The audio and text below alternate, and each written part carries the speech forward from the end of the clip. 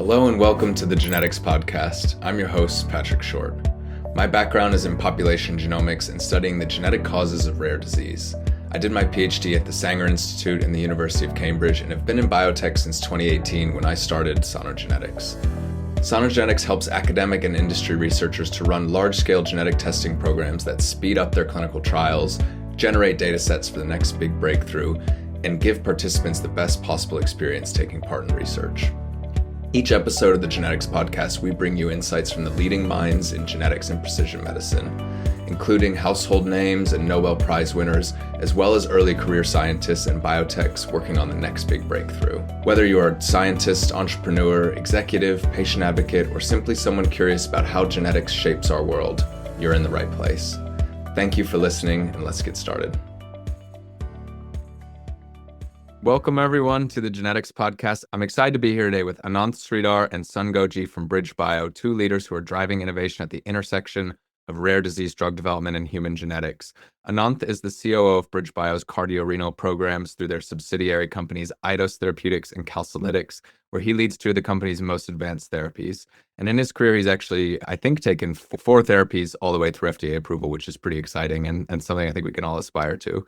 Sun-Gou is VP of Computational Genomics at BridgeBio, where he's leading a team that's focused on target validation and discovery through large-scale human genetics. Before BridgeBio, I understand that he worked on the Million Veterans program at Seven Bridges. We've actually had a previous guest from MVP on the podcast, so go back and check that out. And I'm sure we talk about some of Sun-Gou's work. But we're going to have a conversation today about rare disease drug development, BridgeBio, and both of these two's path into where they are today. So thank you both for taking the time to join me.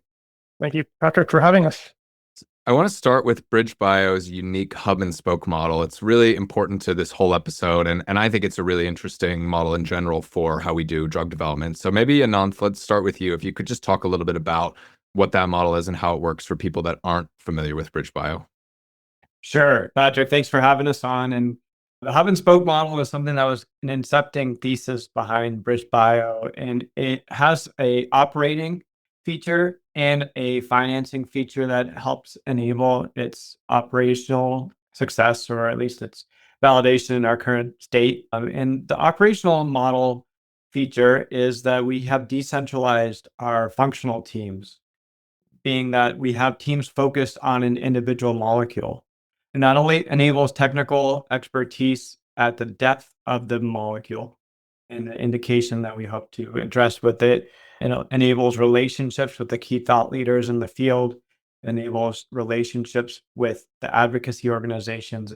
And that integration and that level of program depth is something that's unparalleled, at least in my experience in the industry, because if you're stretched across multiple molecules or even therapeutic areas, you don't tend to form those deep, lasting relationships or the level of insight that it takes to advance thought and innovation. And then from a financing perspective, the other element of the hub and spoke model that I think is really critical is that it helps de-risk our investments. A success and failure in program A does not portend any odds of success or failure to program B and program C and thereon. And the structure therewith is that it enables an optimization of a risk-return profile that enables a lower cost of capital and a higher propensity for investment to advance our research. And so we have evolved the model with time. I think where we stand today, we have dedicated, small, focused, lean program teams, and then we centralize some of the resources that don't require molecule level knowledge. And those are, some functions that you would expect, some things like human resources and finance and legal. And then at the level of the program, we have the depth and expertise from our functional experts. Yeah, super. That's a really great explanation. And I've watched previously a great YouTube video from Andrew Lowe from MIT, who's one of the, I think, pioneers behind this model. And I'll put the link in the show notes to encourage people to watch, because for the mathematicians like me, it gives a nice mathematical explanation of why this is a nice way to structure it. But maybe Sun-Gou, this is good.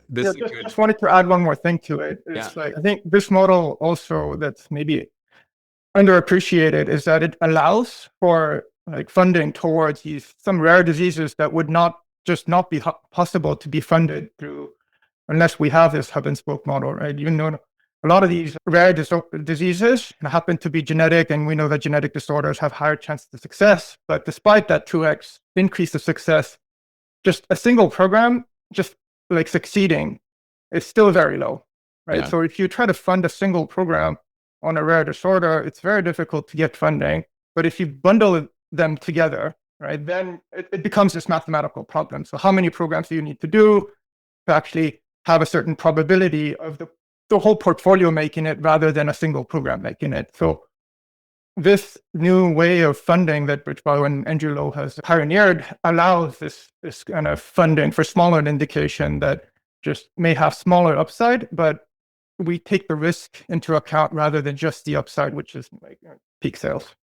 Yeah, interesting. So is it right that you may know that one program in and of itself may not be likely to be a commercial blockbuster, but if you look at the genetics and you look at the unmet need in the patient population and the risk is significantly lower, then actually you can build a blended portfolio that has a small number that may drive the peak sales, but you have some, I guess to use a baseball analogy, more base hits that you can help patients, you can generate money, and they're going to be net profitable to the enterprise overall, but they don't have to in and of themselves be a blockbuster. Is that the right way to think about it? Exactly. So we would want a mixture of things, right? You want those blockbusters, potentials, higher risk, like smaller things that may, lower risk, and the risk could come from different ways. There's not a program that has no risk, right? We just want to make sure those risks are well distributed and kind of this uncorrelated risk, and these shots being independent is important for us. Yeah, that makes sense. Level. If we think about your work in genetics and target discovery, where do you think about what belongs in the hub and then what belongs in each of the spokes? And how do you think about depth in one of the particular areas like ADH1, for example, that Ananth works on versus building a core hub that can help you figure out what that next target is and then work closely with that functional team to chase it down in a lot more detail? Because I noticed Ananth said the molecule level rather than the target level, which maybe is an important distinction. Yes. So the distinction between hub and the spoke always kind of gets blurry all the time, depending on the question, depending on the target and things. But usually when we're talking about which target to go after, or are we interested in kind of building a clinical program of this on this target, is the target selection and actually starting a program is all central. And we have a very respected investment committee that kind of gets together to kind of make a decision on which programs do we like this risk in the context of the other risks that we have in our portfolio, and make that selection. And when that kind of diligence process is happening, that's when the computational team comes in to do a lot of the vetting against the target or against the molecule, against the therapy, using all the genetic information as well as the human biobanks on all the multi-omics data sets that's available right now to kind of make that case about a program being a BridgeBio program or not. But once the program is a BridgeBio program, I think it depends on whether especially if it's near clinical, that's usually when we spin them out as independent entities. But until they're clinical, we usually kind of incubate them a bit in the central space to make sure that we have a good chance of getting to a DC, and then we start building a separate team once that happens. But yeah, it's very different by indication, by the opportunity that we're diligencing. If it's a huge opportunity, like if it's a very big, clinical trial that's needed, we might try to spin it off a bit early. If it's not, so there's a lot of things that goes into when do we spin things out as a spoke versus incubate further under BridgeBio. Yeah, that makes sense. Ananth, maybe you could talk a little bit about ADH1, that program. I think that's been an interesting journey as well of repositioning from one indication into another, and what you learned there maybe about following that molecule, where the biology leads you, and that program. I think it may be interesting to just pull the thread on that and help people understand a little bit more about the work that you do at a micro level in one of these programs, and then we can zoom back out to the big picture. Yeah, it sounds great, Patrick. And I'll riff off of some of Sun-Gou's words here, which takes us back to the beginning of how did we identify this program. And it really does start with like the target, like Sun-Gou mentioned, and then it evolved into our selection of the right molecule. the target here is the calcium sensing receptor, which is a G protein coupled receptor. It's a class G GPCR that's primarily expressed on calcitropic tissues. So we see the expression profile most highly present in the parathyroid gland and the kidney. In an ADH1, the calcium sensing receptor is overactive or oversensitized to extracellular calcium. And as a result, it leads to overexcretion in the urine and low blood calcium chronically for patients. How we came across this target was actually through a couple of means. One is a paper that was published in the Journal of Bone Mineral Research in 2019 that exposed a small cohort of 5 patients to a intravenous calcilytic molecule to try to see if there's a proof of principle that this thing can work in antagonizing the receptor selectively, may be able to restore calcium homeostasis. There was signals of early success in that cohort, but it was not necessarily the best designed study, nor was it the best necessarily molecule for the indication. And then the second element was actually close collaboration with leading academic scientists at the National Institutes of Health, who had not only published this work, but also been amenable to our discussions with them to learn more about the receptor biology, and patient care. So we translated a lot of the early insights into our development program of encaleret, which is now in its phase 3 study in autosomal dominant hypocalcemia type 1. The hope there is that we can provide these patients with an option that not only increases their blood calcium into the normal range, but also reduces urine calcium. So theoretically redefining the calcium homeostasis set point for these patients, which cannot be achieved currently with conventional therapy. So conventional therapy for these patients today tends to be calcium supplementation and or active vitamin D, which can increase blood calcium certainly and resolve some of the symptoms that are present with hypocalcemia, but tend to exacerbate the hypercalciuria and the renal effect. And so we hope that encaleret may provide an option that could address both the renal and the blood aspects of calcium homeostasis and calcium regulation. And the calcium sensing receptor is turning out to be an important regulator of this important electrolyte. What's been the biggest challenge of that program along the way, would you say? Because every rare disease program is probably a little bit different, but they all probably end up rhyming and having some common themes, right? What was, before we get into some of those themes, what's the biggest challenge there? Yeah, I'll start here. We partner closely with Sun-Gou and his team on a couple of these important elements. I think one of the challenges is that we are first in this field in a few ways. We are the first to investigate this class of molecules in this patient population, and we're also the first ever to conduct a sponsored clinical study in this patient population. And so that requires a couple of elements that are just challenging for human behavior. One is to think deeper. If you have signs and symptoms of ADH1, historically, there's been limited actionability of genetic testing to identify the gain of function variants. And then also, and I'll pass to Sun-Gou on the technical features here, but identifying gain of function variants is not trivial.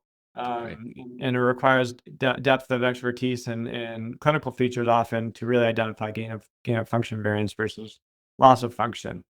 And so I think one of the elements that I would classify as our learnings as probably some of the challenges we are facing is really identifying the patients and enhancing diagnostic suspicion in the field, such that if there are candidate patients or patients who are suffering or families who are suffering from ADH1, that proper diagnosis is made.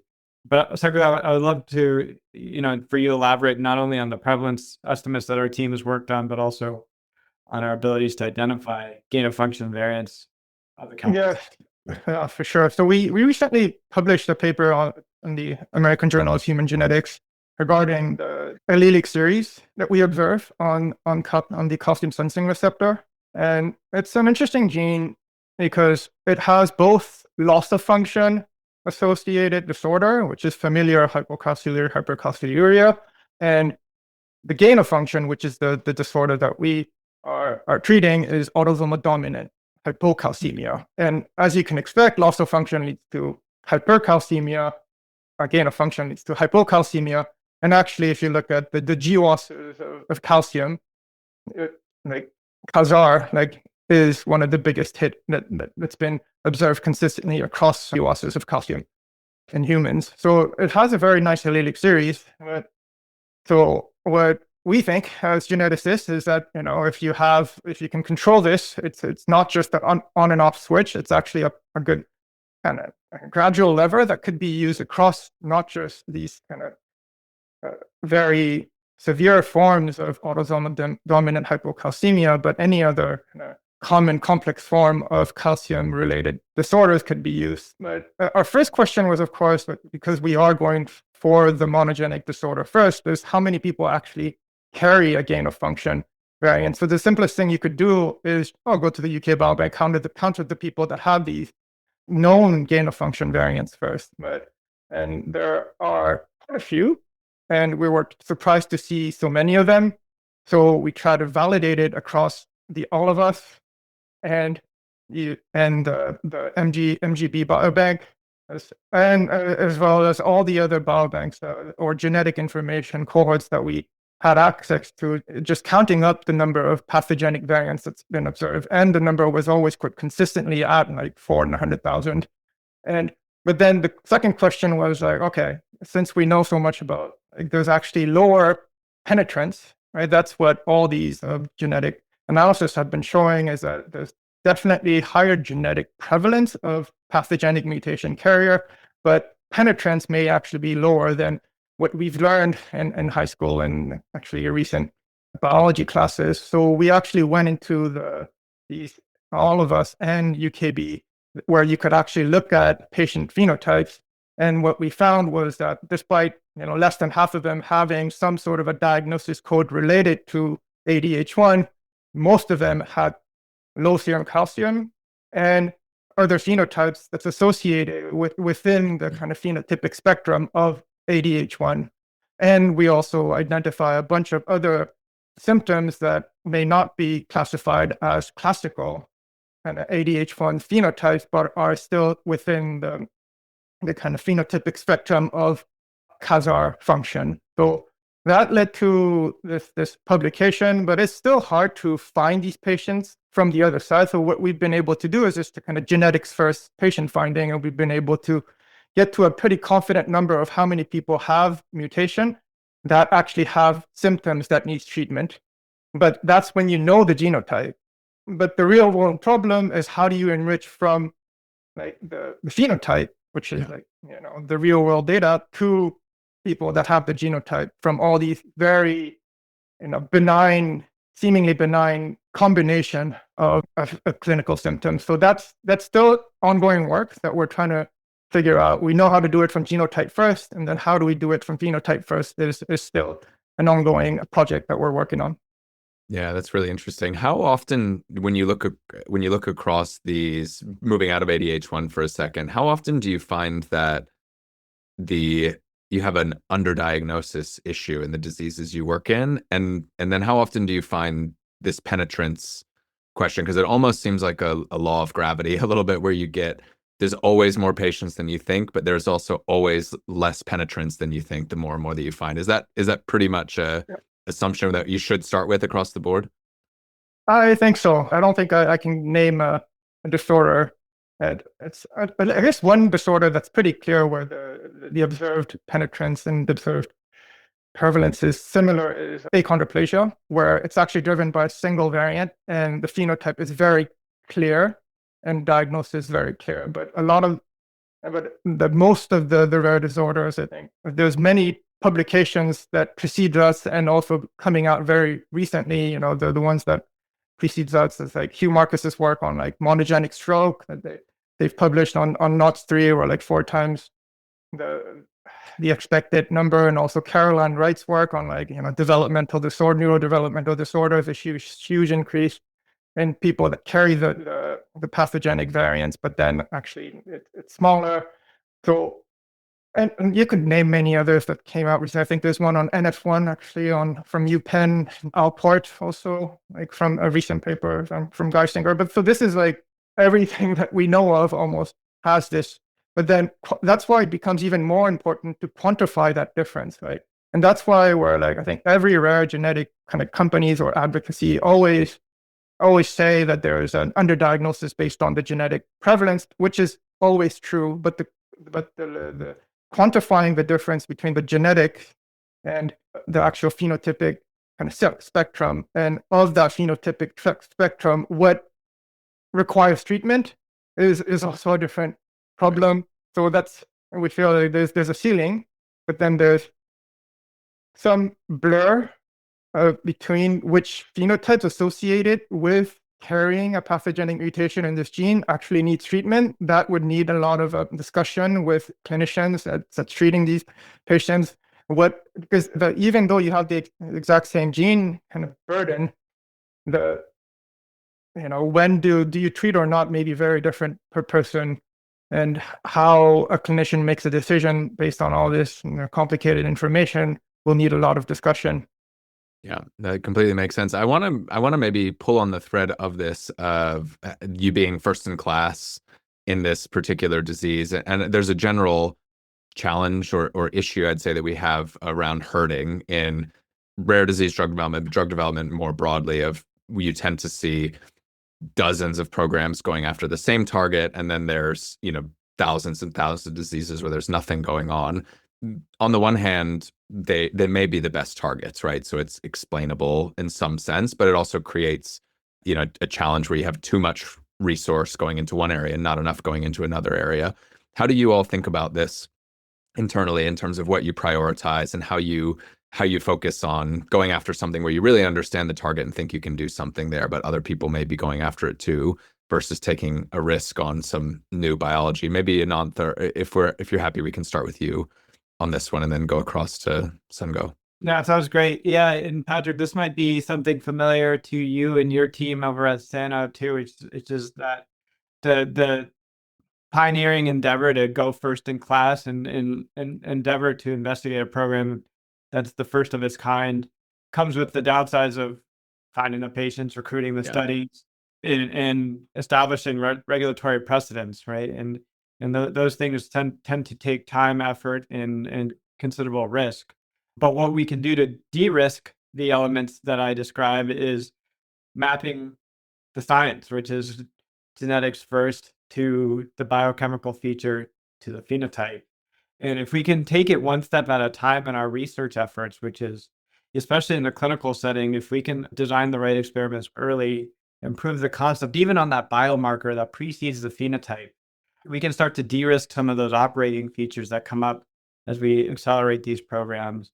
And then in terms of an operating philosophy, going first or second, I'm personally of the mindset that there's not really that much of a human value or a human impact that being the sixth PD-1 or the sixth LP1 actually is going to deliver. I really think that there are certainly economic features, or maybe convenience features that can be enhanced certainly for a patient experience. But I really think if we want to leave an impact, a lasting impact on biology and on human health, to make those revolutionary changes versus evolutionary changes, it does take some of these bets. And the way that we can de-risk is follow the science, but especially with monogenic disease, where in many cases nature's run the experiment for us. And in this disease in particular, just go back down the rabbit hole.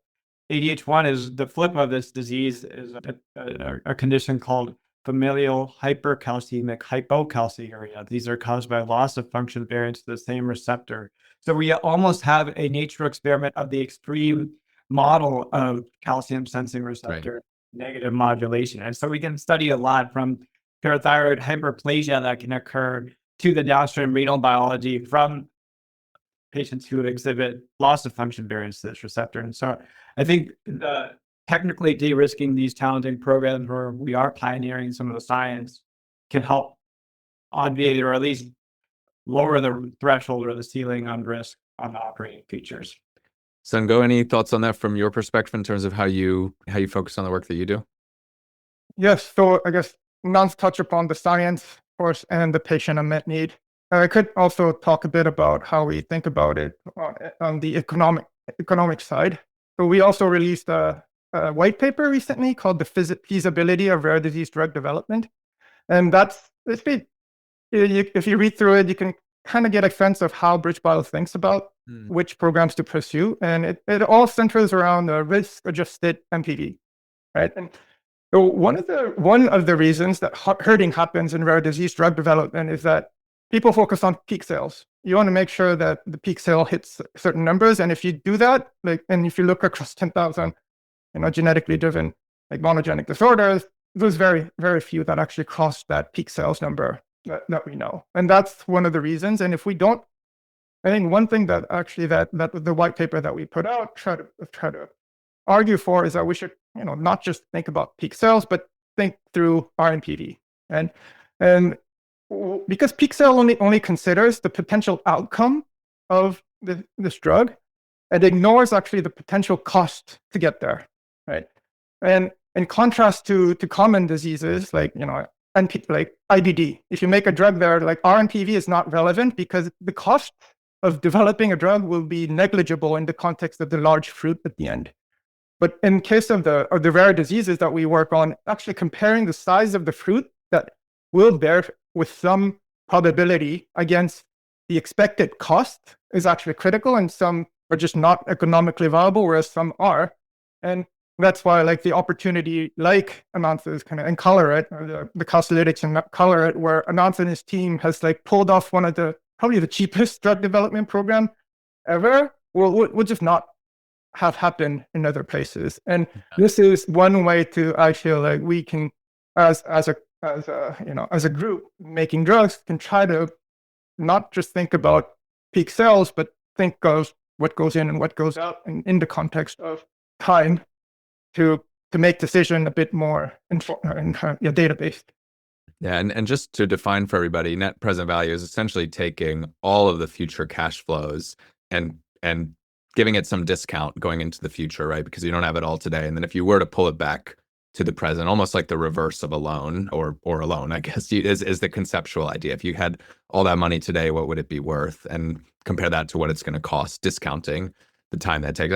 It's a nice way to think about it. And I understand why people focus on peak sales because it's a little bit simpler, but sometimes simple isn't always the right answer, right? You have to go one or two steps beyond. Maybe, Ananth, you can give your perspective on that. I'm interested in the hallmarks of what make a less expensive or faster program. Is it down to the type of molecule that you use? It strikes me as an RNA, for example, might be a better choice than gene therapy in many cases. But I'm curious to get the couple of factors that make for a program that can be low cost and fast and unlock some of those rarer populations.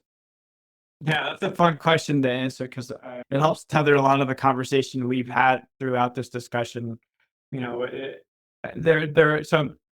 described it very astutely, which is peak sales is just one element of an MPV or a net present value model. But there are two other levers that I think are critical, which are time and on cost. And if you can drive down time to achieve approval and sales, and you can drive down cost to get there, you can optimize or maximize an MPV, keeping sales flat. And I think that's a really important element of how we can do that.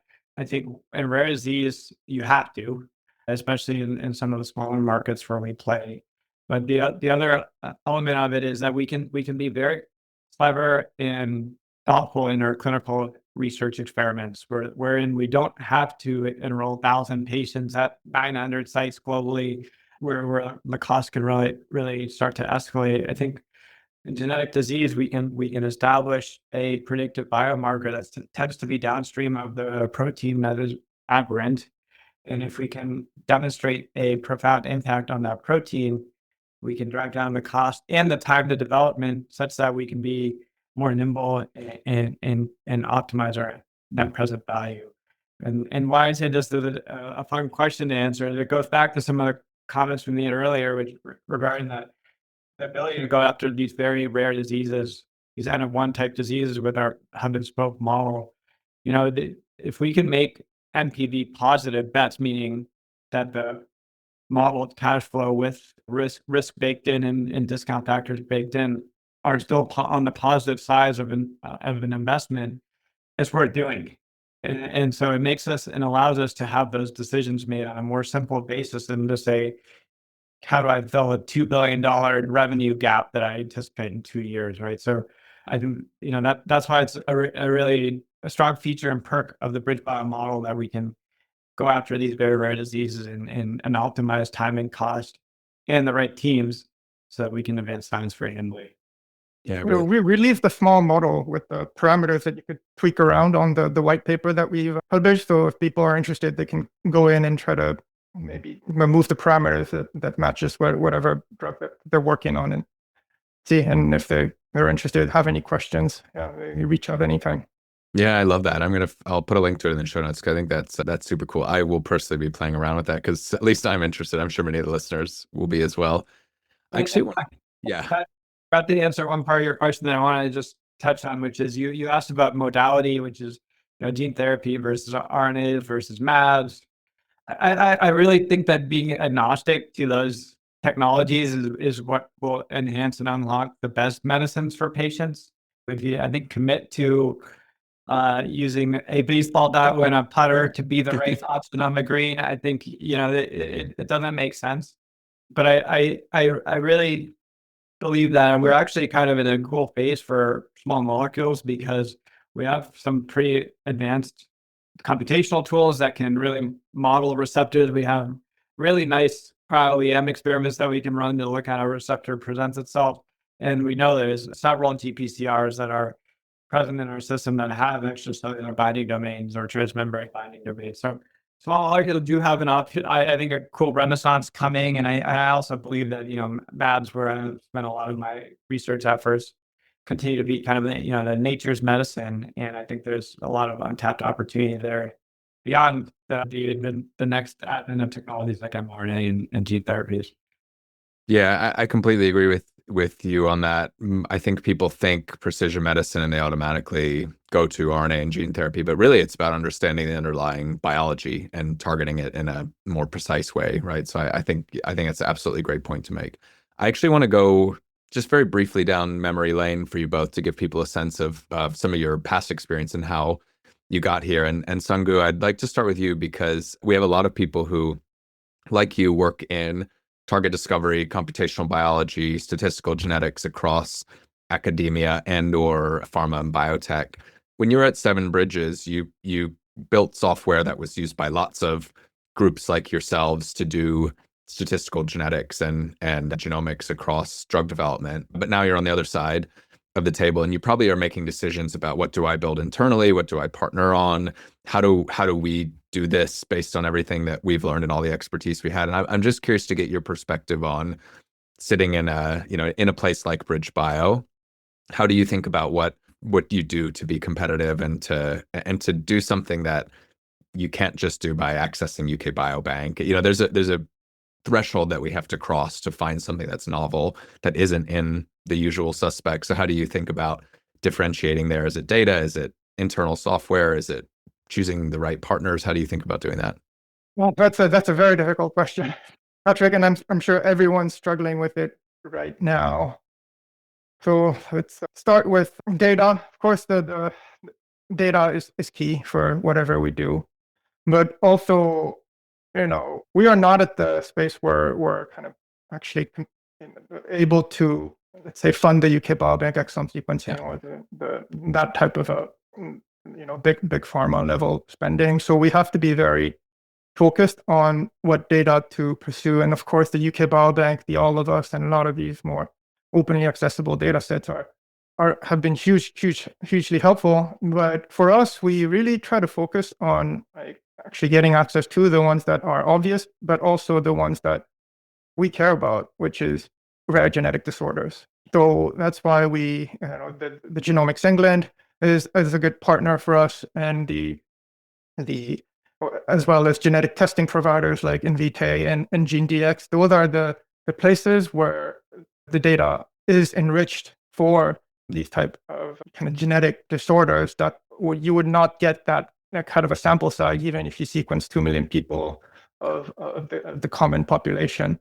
So those are the places that we are focusing on, kind of data access. But then the second part about how do we enable, I think that's the part that everyone's really struggling, because back then in Seven Bridges, I think it started off as kind of this graph kind of enabled kind of cloud genomics platform. And, when you and me were doing our PhDs at the Sanger, running things on the HPC was the standard, right? And people had the idea that moving to the cloud will happen eventually, but there was also a very, people were scared of it, right?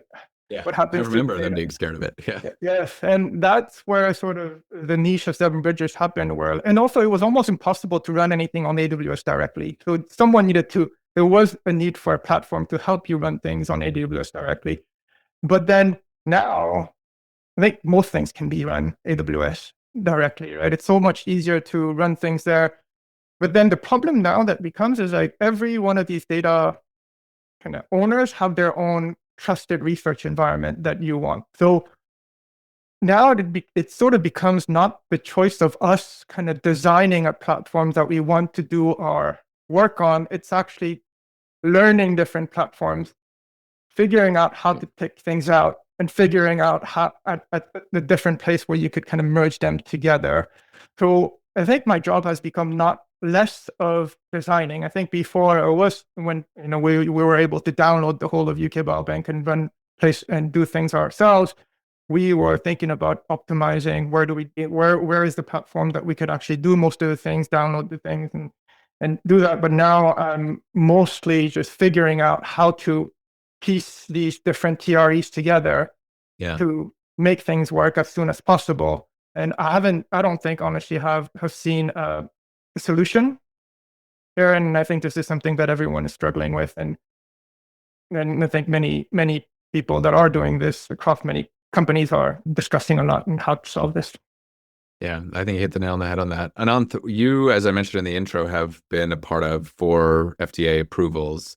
You spent a lot of time at Regeneron before you came to BridgeBio, which is one of the examples that Sun-Gou mentioned that is also very deep in genetics, but in a slightly different way. I'd love to get your take and learnings on what you've learned about drug development from your time there and your time at now BridgeBio for the audience. Sure. Yeah, I mean, in short, it's humbling. It's the easiest one-word descriptor. The work from Regeneron that enabled some of the fortune of being part of her teams that advanced programs for FDA approval helped eliminate a couple of things. One is that new medicines are transformative. I think a lot of the patient circles that we get to be exposed to, one of the most challenging questions that are faced in any disease, particularly rare genetic, but I think in any marketplace, is why me? Those are the hardest questions for industry players, scientists, clinicians to address. But I think all of the field, the colleagues I've been privileged to learn from and work with, want to turn that why me into what's next. Yeah. And that's a kind of a guiding principle that I've really learned a lot from and adopted in my mindset here. And it goes to show even within Color, we didn't want to leave our program with just the ADH1 opportunity and the research we're doing there. We've also advanced it in a broader condition of chronic hypoparathyroidism, which was enabled by a lot of the partnership we've had with Sun-Gou and his team on the genetic side and the allelic series that we built the evidence around, which has enabled and informed our clinical experiment in chronic hypoparathyroidism, where we show that encaleret could be an orally administered agent that can really transform calcium homeostasis for a broader condition too. So for me, it's really listening to these patient anecdotes and trying to glean the impact that we can have or the unmet need that does persist. And that's been enabled through learning from great mentors at Regeneron, Genentech, and BridgeBio. We have a couple minutes here, and when I have 2 very smart people, I like to ask my favorite question, which is some area of precision medicine or genomics that you're really excited about right now, because it helps me figure out who I go to talk to and what topics I learn more about. So Sun-Gou, I'll start with you. What's the thing right now that you're particularly interested in? Yeah, so I think that you gave me this question and I kind of answered it like a couple of months ago, and it was newborn sequencing. And I think you've already spoke to the biggest players there on your podcast, but I do want to kind of reiterate why I feel this is like very important, both for patients and healthcare, as well as for the data that will be generated by doing this type of unbiased kind of screening or data generation across the population. So, I have a 9-month-old girl who has recently been diagnosed with a rare genetic disorder. And we were, I guess, lucky enough to be living in Boston, where our pediatrician knew to refer us to a specialist, who then quickly sent us to Boston Children's, and we got the best care possible. And within a couple of days, got a diagnosis and started treatment right away. And the nurses and doctors at Boston Children's were so helpful. They were super supportive, full of empathy, and we are so grateful for our care team. And I think I've really experienced like the world leading medical care within the US medical system, as it should be. I think we do talk about the bad things most of the times, but when it works, it was almost like beautiful. But also, I do understand that I was pretty lucky to being diagnosed so quickly. And one thing after this experience, when I was looking back, and one thing I regret was that I actually convinced myself that I didn't want to get my daughter sequenced when she was born. I used the exact same logic against newborn sequencing to convince myself that I'd be overwhelmed with this information. But looking back, I do feel there was some element of laziness on my end. And like, just if I analyze the genome myself and have the information of the handful of genes that might potentially, carry some bad variants, and I know penetrance, so I wouldn't be overreacting like many others would. Could I have reduced the search space of what I should prioritize looking for, right? And just thinking about, would it have been possible that maybe I could have picked up her symptoms a bit earlier? And of course, earlier treatment is always better. But with the benefit of hindsight, I think I would have been possible to catch this earlier. So despite like the medical system being like we've been lucky enough to be treated, and I think this is the best case scenario for the medical system right now. Like, I think we have the technical ability, and that's the case, right? This is all possible now. The technology, these assays are so accurate. Interpretation needs some, improvement, but the only way to get that improvement is just by doing more. And like, Wendy Chung and I think the Guardian and all these things, but also because the UK, leading the way is really good to see that by identifying the cases like my daughter a bit earlier, and just kind of reducing or prioritizing the search space for the parents for things that they should be looking for, but not get alarmed. I think it's all like education and operations things that may be harder than technical things, but I feel like, at least for me, that would have been super helpful if that information was there. And in addition, the data generated will have huge value for genetics research to kind of develop drugs and discover new ones based on this true, like, unbiased information from the population. I'm so sorry to hear of all that you've been through in the last 9 months, and thank you for sharing that. It's obviously every parent's worst nightmare to have to make their way through that kind of process. But I think what you say is spot on. If we can enable everyone to have access to the kind of expertise that you have or others have, and shorten that time to diagnosis and help parents know what to focus on, I think that there's a huge amount of opportunity to get way ahead of some of these diseases. And maybe, Ananth, this is a good segue. I know that's a very difficult one to follow, given that Sun-Gou is speaking from the heart on this, but I'd love to have your perspective as well on something that you're focused on and really excited about right now. Yeah, that's a profoundly hard one to follow. It hits hard because human health is just so important in everything we do. I think my kind of what gets my antenna up and just be excited about maybe the future of genetic medicine specifically, something I heard in one of your prior conversations, I think with Benita Agarwal, which is how can we transform preventive medicine, which is really important, into predictive medicine. And that becomes more human. Rather than saying you have a risk of adopting or developing these conditions, can we actually go one step deeper and say, here's your odds of that? And even in the option of medicines, here's your odds of responding to each of these therapy options that may be available to you. As we know, no one drug is great for everyone. And so if we can turn that around and say which drug is right for me, or which medicine is the best for me, I think that would be frontier. I think I'd really be excited to be a part of. Yeah, I love that. Thank you both. And I think those are connected together in a very clear way. So I appreciate all the time you've given to us today and all the great expertise you bring. So thank you both for joining us. Thank you, Patrick. Thank you, Patrick. And as always, thank you everyone for listening, and we'll see you next time. Thanks as always for tuning into the Genetics Podcast. If you enjoyed today's conversation, the best way you can support the show is by sharing it with a friend or colleague who might find it interesting as well. We'd also really appreciate if you could subscribe, rate, and review us on Apple Podcasts, Spotify, or wherever you listen to podcasts. This helps other people discover the show when they're searching for content on genetics, precision medicine, or biotech. We always want to hear from you as well. If you have feedback or questions or want to be featured on the show, you can email us at podcast@sonogenetics.com. You can find me on LinkedIn, Patrick Short. You can find us as well, Sonogenetics, on LinkedIn, or reach out on Instagram at The Genetics Podcast. And finally, a special thank you to the team behind the show who makes this possible. Joy Ismail produces and manages the show. Jane Reddy-Webster keeps us organized, and James Pierce from Selective Frequencies for his expert audio engineering. I'm Patrick Short, your host. Thanks again for listening, and we'll see you next time on the Genetics Podcast.